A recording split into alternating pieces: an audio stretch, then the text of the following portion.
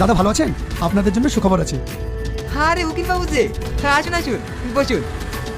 আপনার বাবার উইল অনুযায়ী আমি সমস্ত পেপার রেডি করেছি। শুধু ছোট বইয়ের একটা সই, তাহলেই সব সম্পত্তির মালিক হবেন আপনি। আজ যদি তোমাকে আমি না পেতাম তাহলে কখনোই আমি ভালো হতে পারতাম না।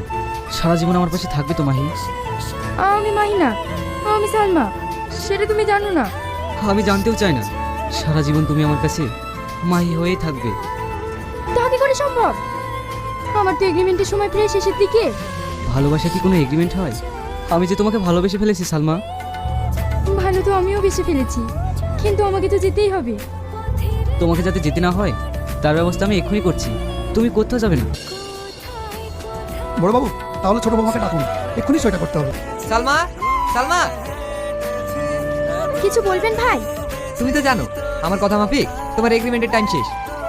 এবার তুমি তোমার পাওনা টাকাগুলো নিয়ে এখানে একটা সই করে চলে যাও। রাকেশ, সালমাকে টাকাগুলো দিয়ে দাও। না সালমা, তুমি সই করবা না।